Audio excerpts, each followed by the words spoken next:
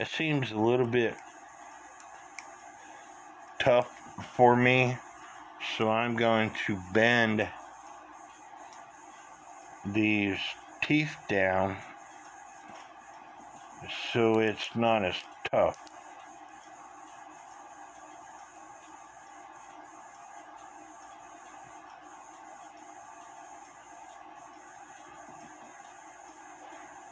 Because remember I told you the chain seemed pretty tight.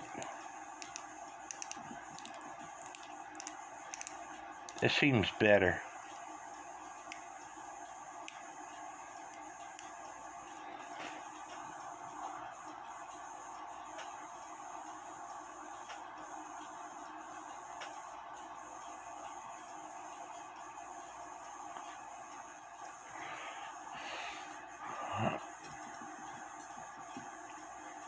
Third wheel with warning pin,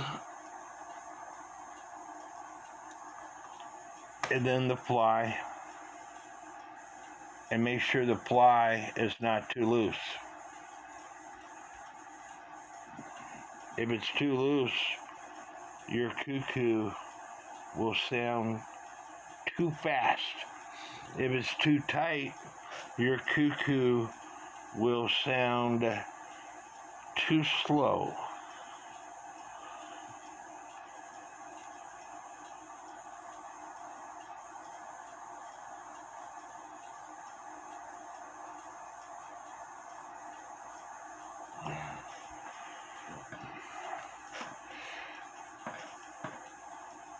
And you could put the birch with crutch assembly on afterwards, or you can put it on right now.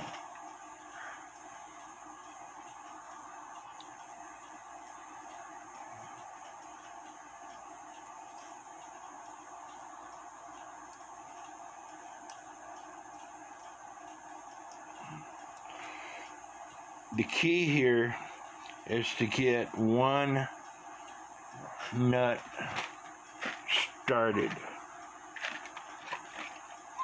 And once you get one nut started, get the second nut started. And then the third nut and the fourth nut.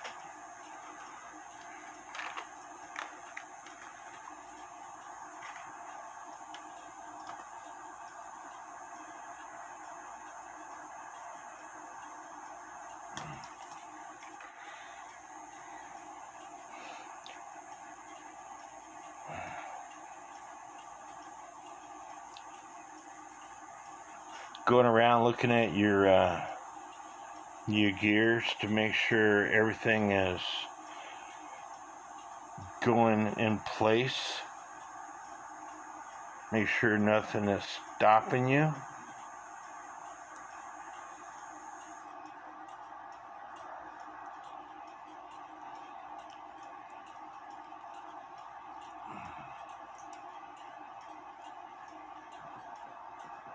You don't want to force the nuts on.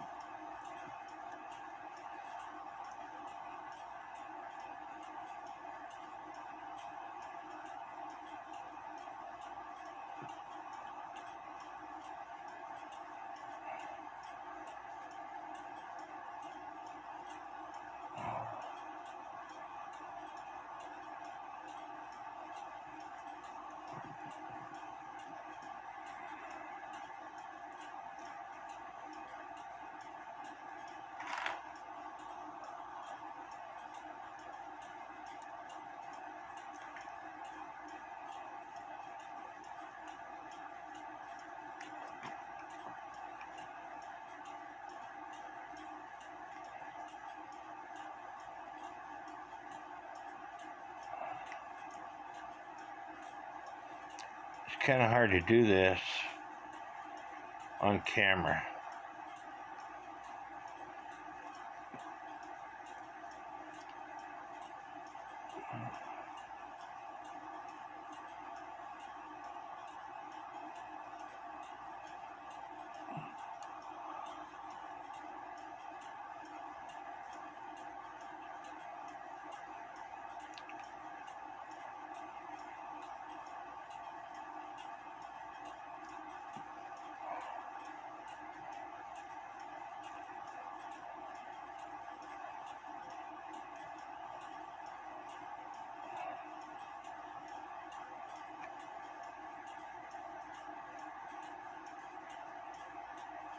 There's something in this area right here is not cooperating.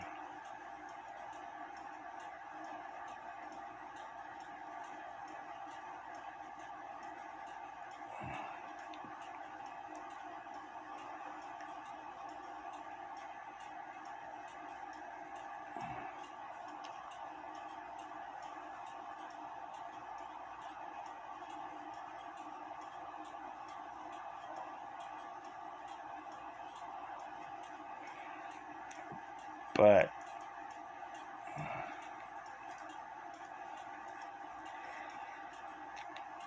I'm sorry, I'm going to have to move the camera out of my way so I can see. And I hope that y'all can still see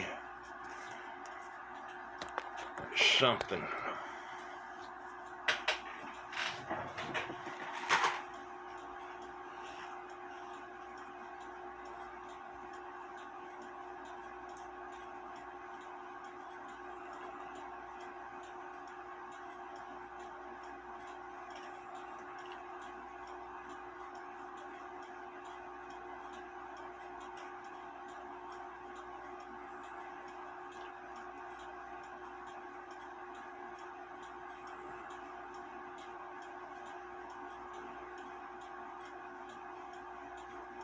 I see it now. The high note lift lever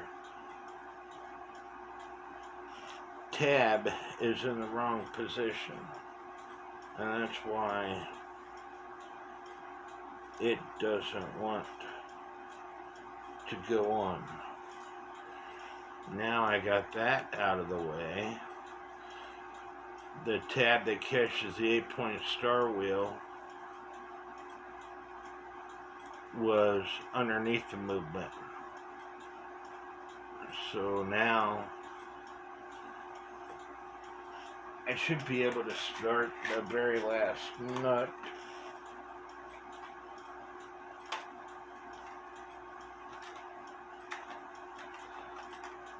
And once you get the nut started, everything else will fall into place.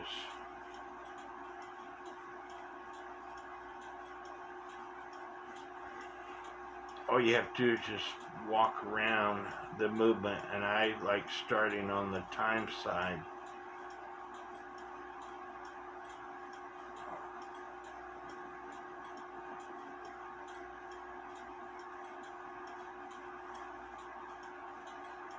Get the great wheel in to its proper position, and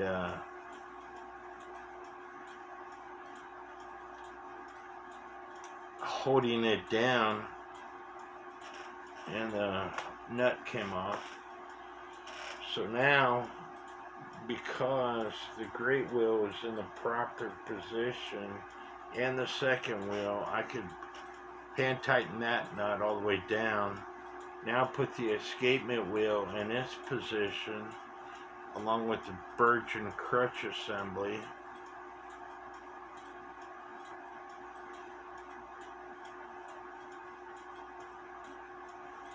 And that's what this little tool right here is for, which is a screwdriver that I made up that has slots that you could push and move the gears with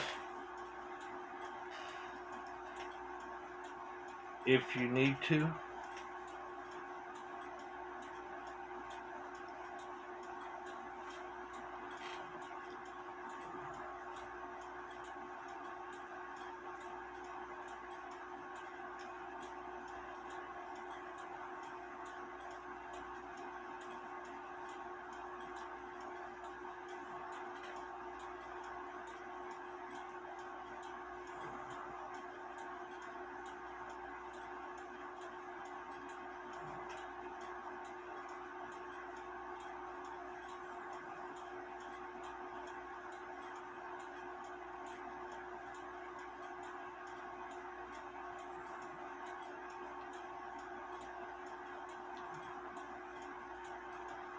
Don't forget about your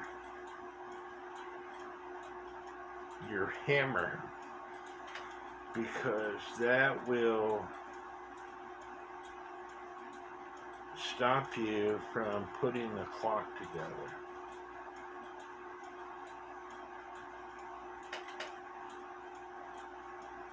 Again, get the great wheel started, and then the wheel next to the great wheel.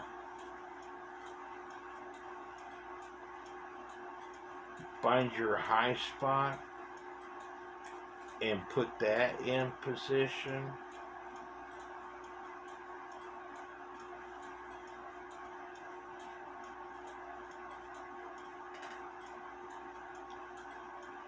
Slowly tightening up the nuts helps you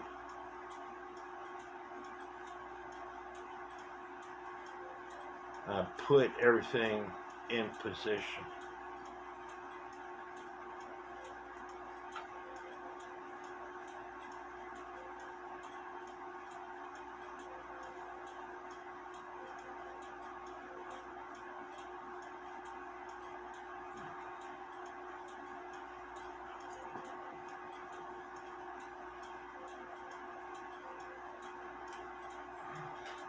Then once you get the last gear in, everything just pops. Next thing you want to do is check for end shake on every one of the gears, because if you don't have end shake, the clock will not work.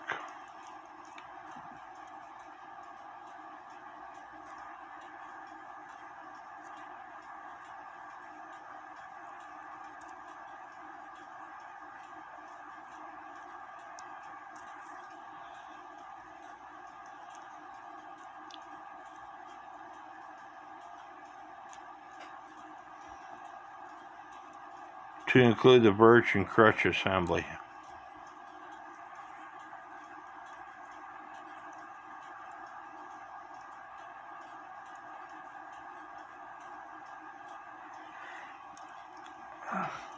And for some reason, I have end shake on the second wheel, the skate wheel, but on the great wheel, I don't. Not the kind of end shake that I want. And I see why. You see the plastic wheel here? It's on top of the minute wheel with minute pinion. Sorry, the main arbor wheel. So I have to reposition this great wheel so it's in the proper place. So now it's in the proper place. It was just a minor adjustment, and I bet I will have end shake after I hand tighten that nut up. See, now I have end shake, where before I didn't. And like I said, if you do not have end shake, your clock will not work.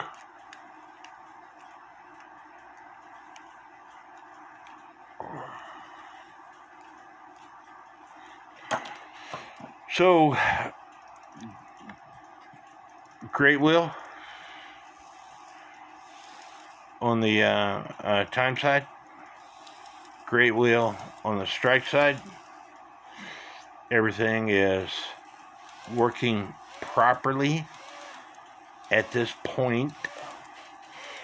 So now what I need to do is apply oil to every one of the pinion gears, and then put all this other hardware onto the movement. Now you can go out and get the fancy oilers and do whatever you want. I take a wire and I smash the end of it with my ball peen hammer, and then I dip that smashed end into my oil, and then apply a small, minute drop to each one of the pivots. And if you got oil onto the movement, take a paper towel and wipe it off. Oil collects dust. You get oil into your movement, it's going to collect dust. It's going to stop your clock sooner than what it needs to stop.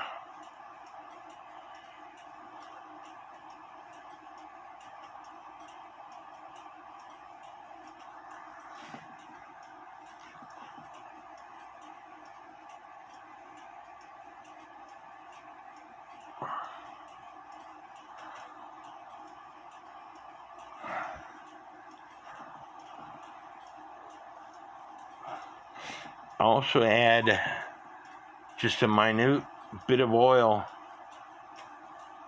where the clicks are on both main gears.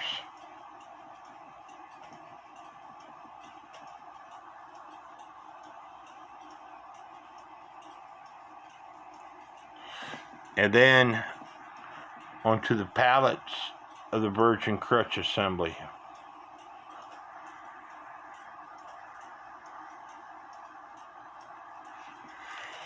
And then run that around so it transfers to the escapement wheel.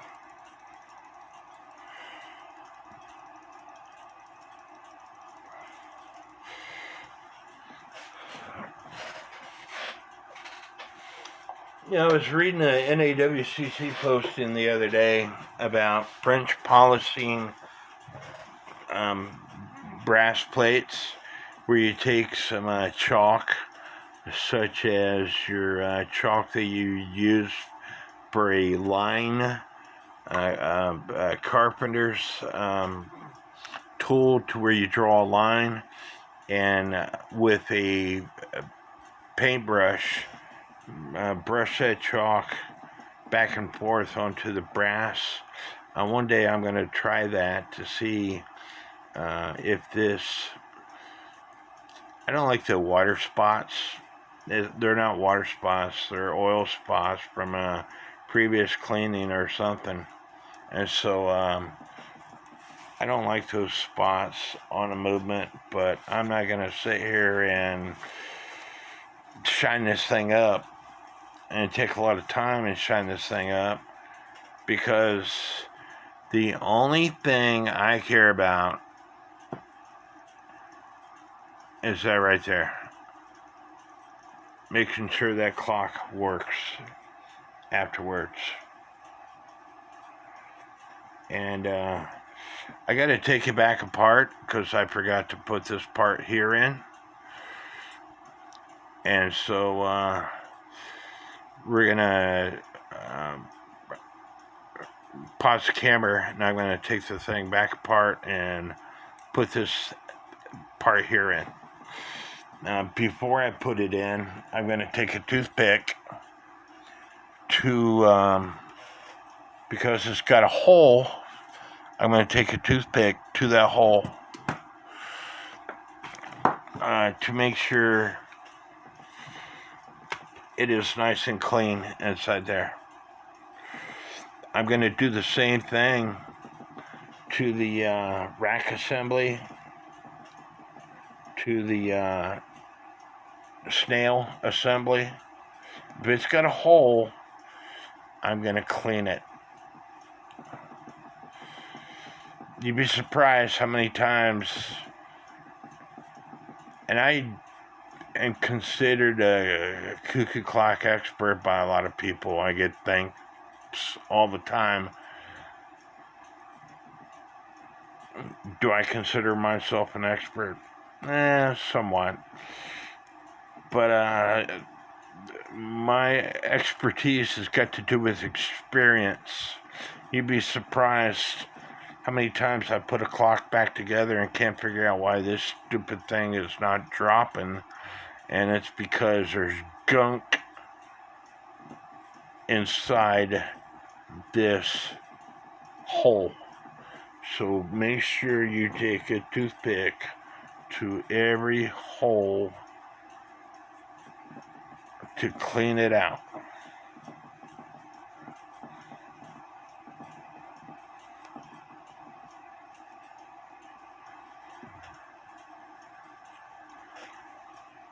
Same way with the minute wheel with minute pinion.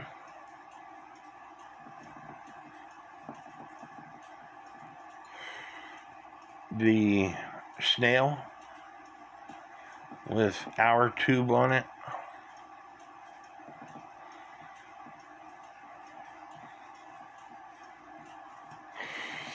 And even this. That way it's easier to put back on. It's called the 8-point star wheel. Anyway, I'm going to take this movement back apart and put this piece here on. This piece here is what stops the cuckoo because it locks that lever down. So I'll be right back.